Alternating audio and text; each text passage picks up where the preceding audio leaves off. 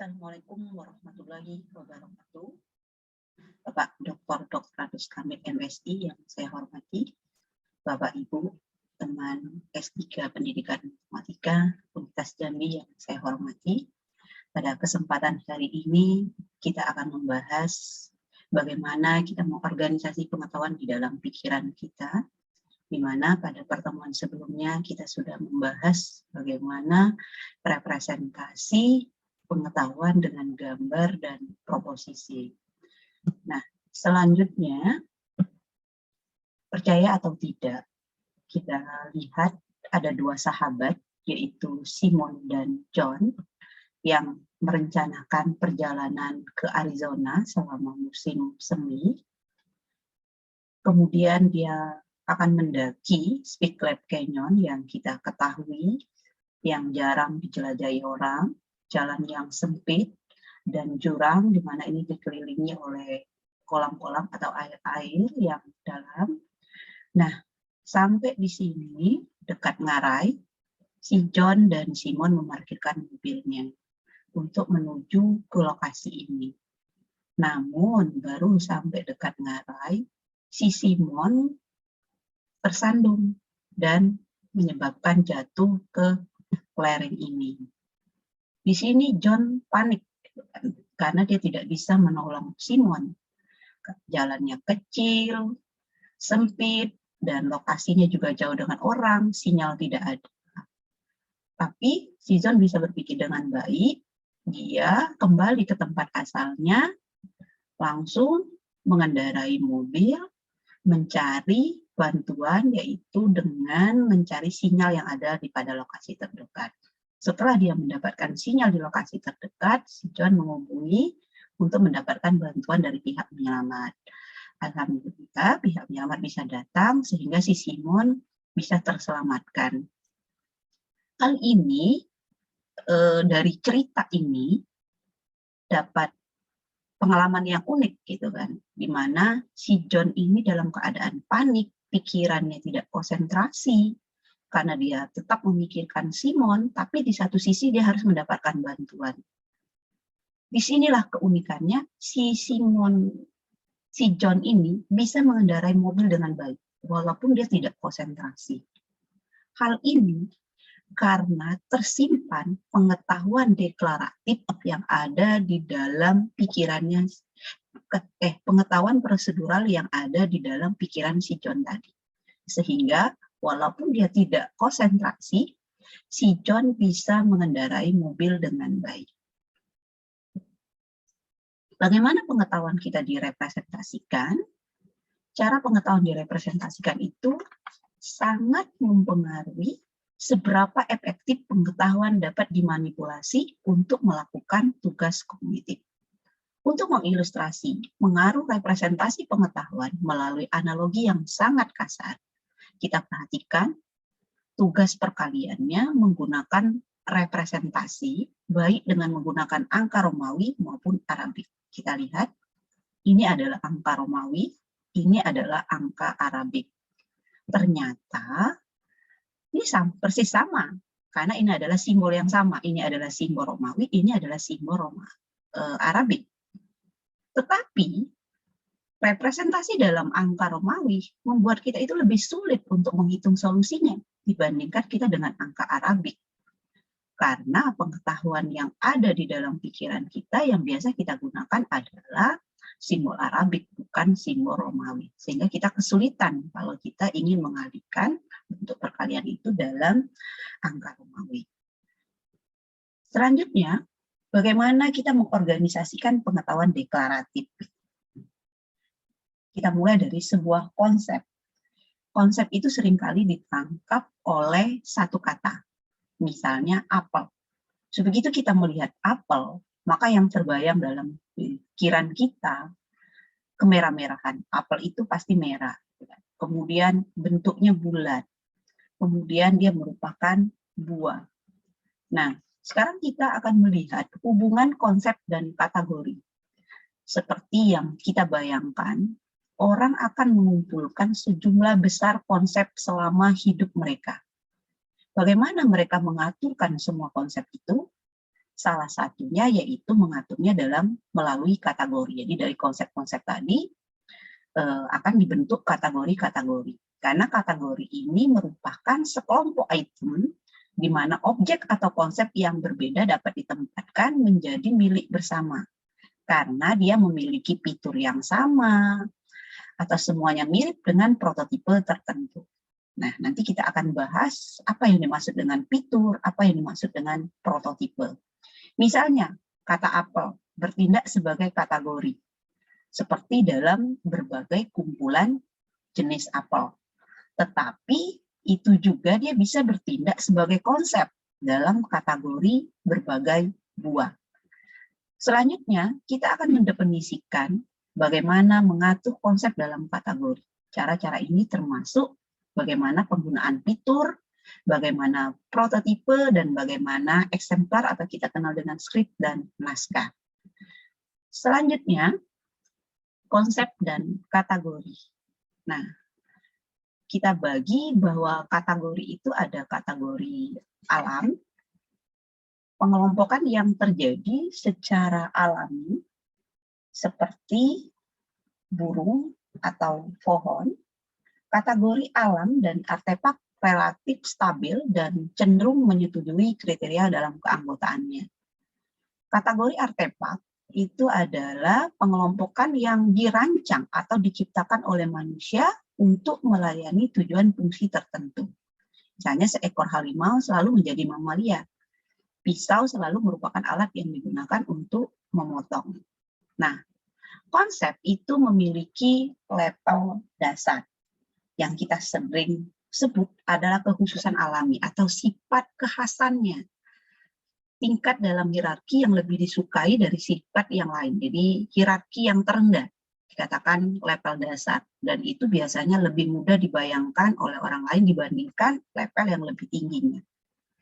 Misalkan, saya menunjukkan kepada Anda, bendanya bulat, berwarna merah, dan dapat dimakan, memiliki batang dan berasal dari pohon. Maka Anda langsung bisa mencirikan itu sebagai buah apel. Apel yang lezat, lezat yang merah, dan banyak sekali yang Anda bisa bayangkan. Selanjutnya, tingkat dasar dapat dimanipulasi oleh konteks dan keahlian. Jadi kalau tadi adalah membayangkan apel, nah kalau ini bayangkan Anda berada di kios apel, di mana di sini tersedia berbagai jenis apel. Kalau kita lihat di sini ada yang merah, ada yang hijau, ada yang kemerah-merahan, ada yang semi merah, gitu kan. Nah, maka ketika Anda berada di kios ini, pasti Anda bisa membayangkan perbedaan antara beberapa jenis apel. Misalnya yang ini adalah apel merah yang kita kenal dengan apel red delicious, yang ini apel hijau yang kita kenal dengan apel pipin, yang ini adalah apel royal gitu kan. Nah, di sini kita akan membayangkan bagaimana dari segi rasanya, dari segi bentuknya, dari segi kualitasnya, itu sudah terbayang dalam pikiran kita ketika kita berada di kios hanya apel saja gitu kan. Karena di dalam pikiran kita sudah punya pengalaman tentang berbagai macam jenis apel tersebut, sehingga kita bisa memutuskan, wah saya mau beli apel yang mana gitu. Selanjutnya, bagaimana kita tahu apakah itu level dasar? Nah, jadi kita tahu kalau buah ini adalah apel berwarna merah, itu adalah level dasarnya. Sedangkan ini adalah sapi, yaitu mamalia. Nah, biasanya kita lebih mudah membedakan sesuatu itu kalau pada level dasar. Nah, jadi lebih mudah kita mempunyai ciri-ciri perbedaan antara apel dan sapi. Nah, tetapi bagaimana kalau itu pada level yang lebih tinggi? Misalnya yaitu pada jenis-jenis apel. Apel itu ada dua, misalnya apel red delicious dan apel pipin. Otomatis ini tidak terlalu banyak perbedaannya, paling dari segi warnanya atau dari segi rasanya. Begitu juga pada seekor sapi, misalnya perbedaan antara sapi Golsen dan sapi Holstein itu juga tidak terlalu jauh berbeda. Jadi orang itu akan lebih mudah membedakan sesuatu itu konsep pada level dasar dibandingkan pada konsep level yang lebih tinggi. Selanjutnya kita akan membahas kategori berbasis fitur. Tampilan yang mendefinisikan pandangan klasik tentang kategori membongkar sebuah konsep menjadi satu set komponen fitur. Semua fitur tersebut kemudian diperlukan untuk mendefinisikan kategori. Jadi dari fitur yang kita tentukan, kita akan bisa mendefinisikan kategori. Ini berarti setiap fitur merupakan elemen penting dari kategori tersebut. Dan selalu bersama-sama, fitur tersebut mendefinisikan kategori secara unik. Mereka menentukan fitur dan atribut yang diperlukan agar sesuatu misalnya menjadi X. Itu harus memiliki fitur yang ditentukan oleh X tadi. Jika bukan, salah satu saja tidak terpenuhi, berarti itu bukan sebuah X. Kita ambil contoh, misalnya fiturnya adalah, kategori kita adalah bujangan, dengan fitur kalau bujangan itu adalah laki-laki, belum menikah, dan dewasa. Jadi bujangan ini terdiri dari 3 fitur. Maka orang dikatakan bujangan kalau 3-tiganya ini terpenuhi. Sekarang kita lihat. Laki-laki yang belum dewasa, kemudian laki-laki yang belum menikah, yang belum dewasa, apakah bisa kita kategorikan bujangan? Ini tidak bisa, karena salah satu syaratnya yang tidak terpenuhi. Walaupun dia laki-laki, dia belum menikah, tapi dia belum dewasa, maka dia tidak bisa kita kategorikan dia bujangan. Kemudian anak laki-laki berusia 12 tahun yang belum menikah, satu yang tidak dipenuhi yaitu belum dewasa. Kemudian sembarang pria dewasa. Nah, kalau sembarang pria dewasa atau laki-laki dan dewasa sudah terpenuhi, tetapi kita belum tahu apakah dia sudah menikah atau belum. Kalau dia belum menikah, bisa kita kategorikan bujangan. Tetapi kalau dia sudah menikah, tidak bisa kita kategorikan dia bujangan, karena sudah keluar dari jalurnya. Jika dia sudah menikah, berarti dia keluar dari jalannya tadi, yang kita jelaskan tadi. Begitu juga wanita dewasa yang belum menikah. Ini juga tidak bisa dimasukkan dalam kategori bujangan, karena salah satu syaratnya tidak terpenuhi, yaitu laki-laki, bukan wanita. Nah, ketiga fitur tersebut harus sama bersama-sama cukup. Jadi jika seseorang memiliki ketika ciri tersebut, laki-laki belum menikah dan dewasa, secara otomatis orang itu dikatakan bujangan. Menurut pandangan ini, Anda tidak bisa menjadi laki-laki belum menikah dan dewasa, dan pada saat yang sama tidak menjadi bujangan. Jadi artinya kalau Anda sudah memenuhi kriteria ini, maka Anda dikatakan bujangan. Jadi Anda tidak bisa juga dikatakan tidak bujangan. Nah, tampilan berbasis fitur ada masalah, di mana dengan tampilan berbasis fitur, bahwa pelanggaran terhadap fitur yang mendefinisikan tersebut tampaknya tidak mengubah kategori yang kita gunakan untuk mendefinisikan. Kita misalnya, zebra ya, sekarang kita anggaplah kita tahu bahwa zebra itu hitam putih gitu kan. Sekarang kita anggaplah mengecat zebra itu dengan warna hitam yang pada putihnya. Artinya dia sudah kehilangan atributnya. Nah, ini zebra, kemudian kita cat yang putih-putih ini menjadi hitam. Tapi kita tetap mengkategorikannya ini zebra, walaupun atribut yang pentingnya sudah tidak ada. Kemudian kita mungkin menganggap selama ini kemampuan terbang itu identik dengan seekor burung. Jadi kalau burung itu bisa terbang, gitu kan. Tapi tentu saja ketika burung robin sayapnya patah, kan dia tidak bisa terbang. Begitu juga burung onta yang memang aslinya tidak bisa terbang. Tetapi baik robin maupun burung unta, dia memiliki ciri khas burung yang sama. Maka dia tetap dikategorikan burung. Walaupun identik terbang dengan burung tadi tidak dipenuhi. Ini masalah tampilan berbasis fitur. Selanjutnya kita ke prototipe. Jadi teori prototipe itu adalah pandangan karakteristik. Teori prototipe itu mengambil pendekatan yang berbeda. Jadi mengelompokkan hal-hal yang sama bukan berdasarkan ciri-ciri yang menentukan, melainkan berdasarkan kesamaan dengan model kategori rata-rata. Misalnya kita prototipe game ya. Ini mungkin termasuk Biasanya kalau game itu adalah menyenangkan, memiliki 2 atau lebih dari pemain, menghadirkan beberapa tingkat tantangan. Tapi permainan tidak harus menyenangkan, tidak harus juga memiliki 2 atau lebih pemain, dan tidak juga harus menantang.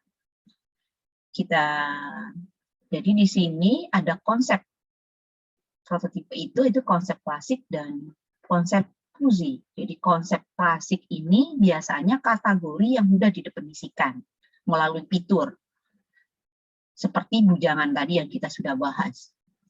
Karena dia dibangun dengan mendefinisikan fitur. Tapi kalau konsep yang fuzzy, kategori tidak dapat mudah didefinisikan seperti permainan atau kematian. Maka ini harus dibangun dengan prototipe. Bagaimana kita mensintesis, menggabungkan teori berbasis fitur dan prototipe. Misalnya kita ada konsep perampok. Intinya kalau orang di label perampok itu berarti mengambilkan barang orang lain tanpa izin. Nah, prototipe ini cenderung mengidentifikasi orang-orang tertentu sebagai yang kadang yang tidak mengambil orang lain bisa kita kategorikan dalam perampok. Kita ambil contoh misalnya, kita lihat penjahat kera putih. Kejahatan mereka dapat mencakup penggelapan jutaan dolar dari majikannya. Penjahat ini sering sulit ditangkap karena mereka tidak terlihat seperti prototipe perampok. Jadi dia tidak terlihat prototipe perampok. Padahal dia itu sebenarnya sudah mencuri hak orang lain. Nah, sekarang kita lihat penghuni kota yang tidak terawat terkadang ditangkap karena kejahatan yang tidak mereka lakukan. Sebagian alasan karena mereka lebih cocok dengan prototipe perampok. Jadi melihat pandangan orang dari luar, oh ini lebih cocok tipe perampok. Sehingga walaupun dia tidak mencuri, maka dia akan ditangkap oleh orang ini. Jadi prototipe ini sering kita, kalau kita lihat dari luarnya, kita sering mengambil salah dalam mengambil kesimpulan. Jadi antara penjahat kera putih dengan penghuni kota yang tidak terawat. Jelas-jelas penjahat kera putih itu sesuai dengan konsep perampok. Dia mengambil hak orang lain tanpa izin, gitu kan. Tetapi dia sulit untuk tertangkap karena dia dalam sehari-hari tidak seperti perampok, gitu kan. Tapi yang penghuni kota yang tidak terawat, gitu kan, karena dilihat kita memikirkan ini karena ini orangnya mau mengambil, mau maling, gitu kan, maka kita kategorikan perampok. Nah, selanjutnya ada hal yang percaya atau tidak ya, konsep klasik seperti bilangan ganjil. Tampaknya untuk memiliki prototipe. Konsep bilangan ganjil itu didefinisikan dengan mudah sekali ya. Bilangan ganjil itu adalah bilangan bulat yang tidak habis dibagi 2. Misalnya, 7 dan 13 itu adalah contoh khas dari bilangan ganjil. Dipandang cukup dekat dengan prototipe untuk ganjil. Sebaliknya, 15-21 tidak terlihat begitu aneh secara prototipikal. Dengan kata lain, orang melihat 7 dan 13 itu sebagai contoh yang lebih dekat ke bilangan ganjil daripada 15 dan 21. Padahal sebagai konsep yang pertama, ini antara 7, 13, 15, 21 adalah bilangan ganjil semua. Tetapi orang memandangnya berbeda. Ya, karena kalau kita lihat 7 dan 13 itu sebagai bilangan prima, di mana dia hanya bisa dibagi dengan dirinya sendiri dan bilangan itu dibagi dengan 1 dan bilangan itu sendiri. Tapi ketika 15 dan 21, orang masih ragu karena 15 ini bisa dibagi dengan 3, bisa dibagi dengan 5, 21 juga bisa dibagi dengan 7, bisa dibagi dengan 3. Sehingga orang cenderung lebih mengatakan identik 7 dan 13 itu lebih dekat ke prototipe ganjil dibandingkan 15 dan 21.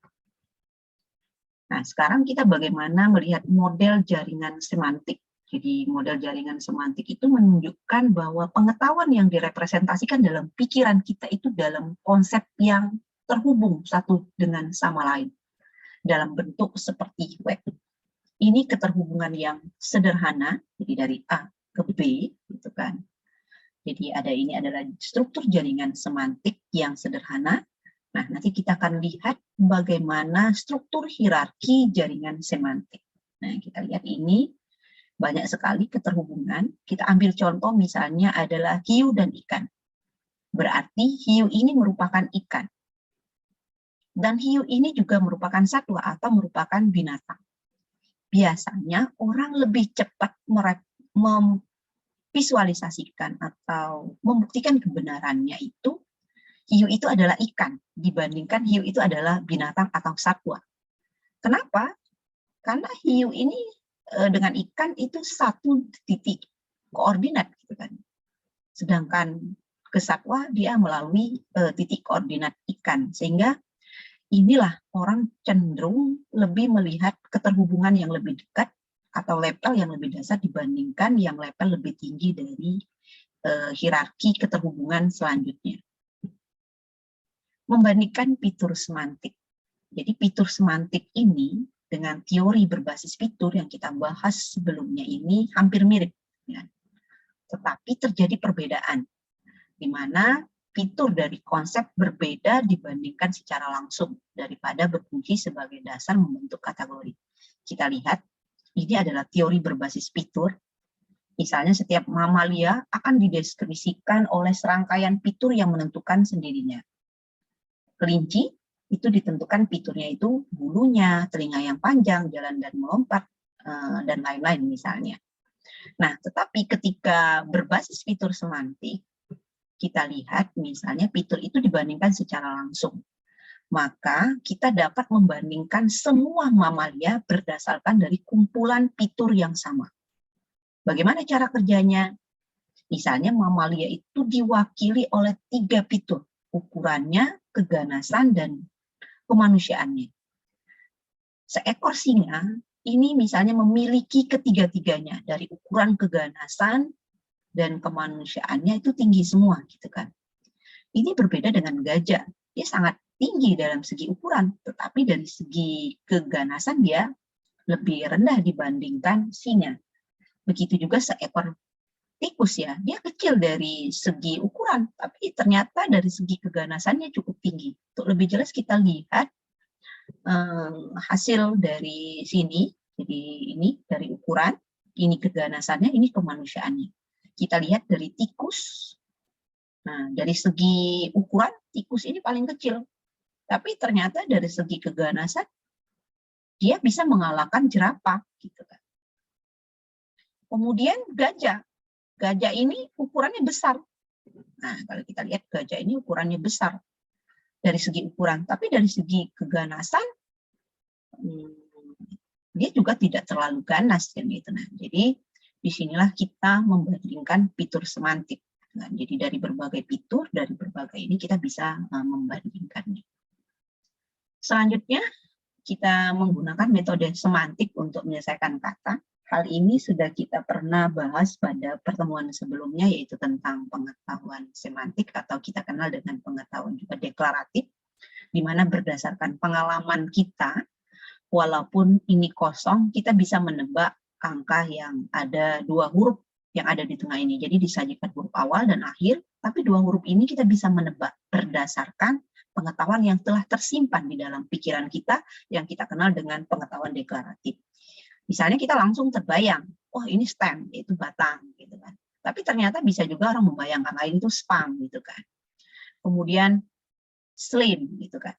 Kemudian slam, kemudian sam. Nah, hal ini terbayang itu berdasarkan pengetahuan deklaratif yang sudah ada pada pikiran masing-masing orang. Jadi masing-masing orang bisa menebak dengan kata yang berbeda-beda, tergantung semakin banyak kata-kata yang tersimpan dalam pikiran dia, maka dia akan banyak menebak bahwa ini untuk melengkapi, ini banyak sekali kata-kata yang bisa diisi.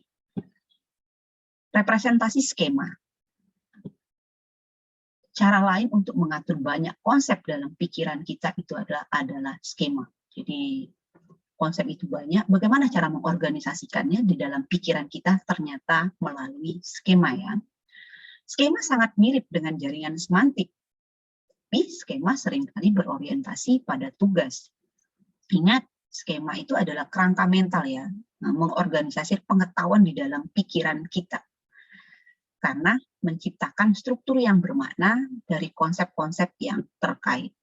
Misalnya, Kita mungkin memiliki skema untuk dapur. Kita bisa memberitahu kepada orang lain hal-hal yang kita temukan di dapur dan di mana kita bisa menemukannya. Tentu saja, baik konsep maupun skema dapat dilihat dari berbagai tingkat analisis, tergantung dari pikiran masing-masing individu dan konteksnya. Kita ambil contoh, ketika seorang ibu sakit pinggang atau sakit pinggul, maka kita sebagai anaknya akan memberikan pijatan. Untuk kita, mungkin pijat itu hanya menggosok punggung ibu kita dan meremaskan bahunya. Sederhana sekali yang apa kita pikirkan. Dengan tujuan kita, rasa sakit pinggung pada ibu itu bisa sembuh. Tetapi untuk terapi pijat, dia dapat mencakup lebih banyak lagi. Dia bisa membedakan otot dan tendon yang berbeda di punggung, menyadari bahwa sakit punggung ini mungkin terkait dengan pinggul atau di tempat yang lain di tubuhnya. Dengan demikian, dia bisa menargetkan perawatan yang lebih spesifik.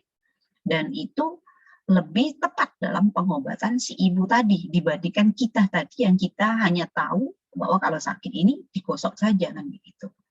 Nah, demikian pula kebanyakan orang tidak memiliki skema yang rumit gitu kan untuk psikologi kognitif. Namun kebanyakan psikologi kognitif, skema untuk psikologi kognitif itu bisa diuraikan dengan kaya. Ini mencakup banyak subskema seperti subskema perhatian, memori, dan persepsi.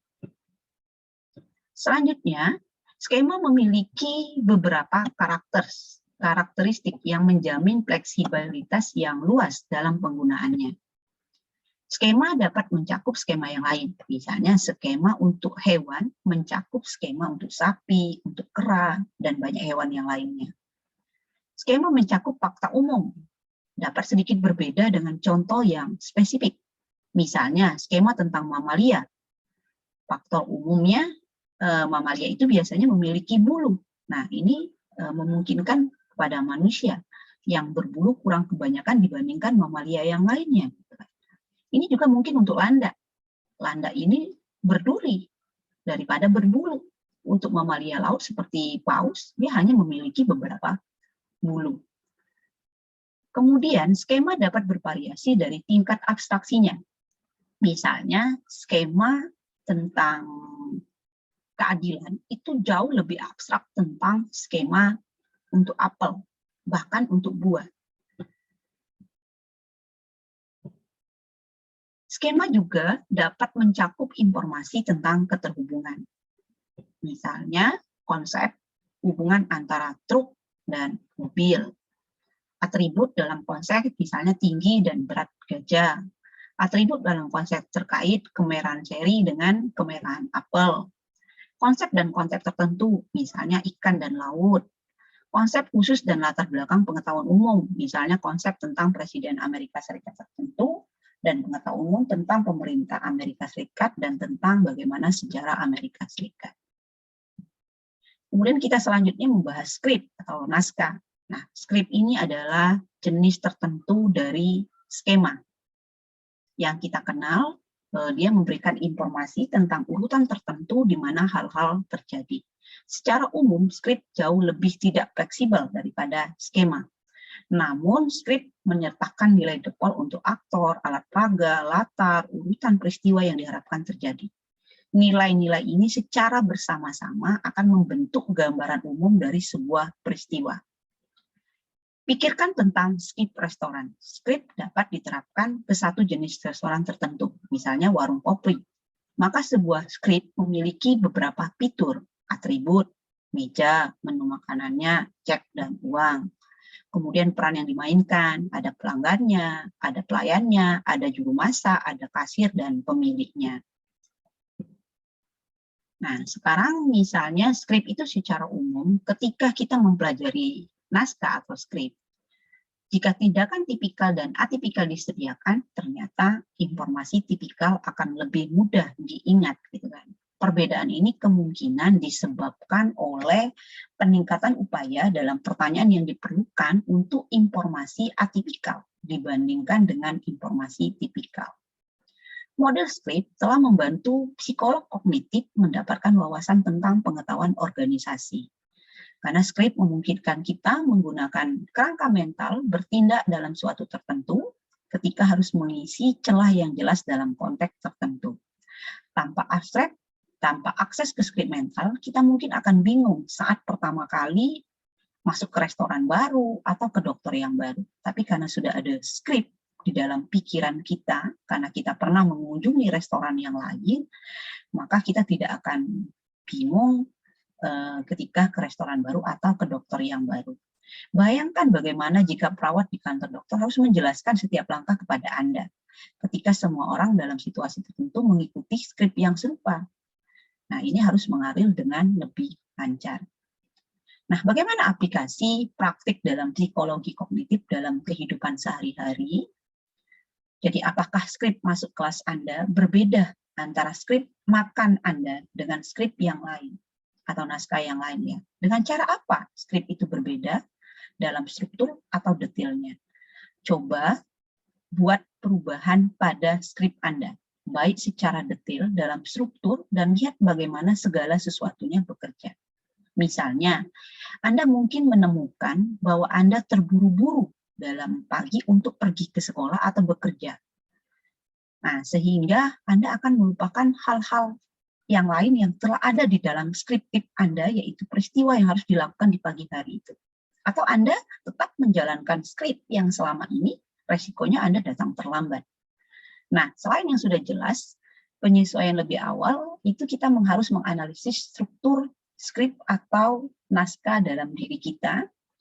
Lihat apakah Anda dapat menggabungkannya atau menghapus. Jadi setelah kita menyusun peristiwa-peristiwa atau yang mau kita lakukan, ternyata kita bisa menggabungkan atau kita menghapuskan langkah tersebut, gitu kan.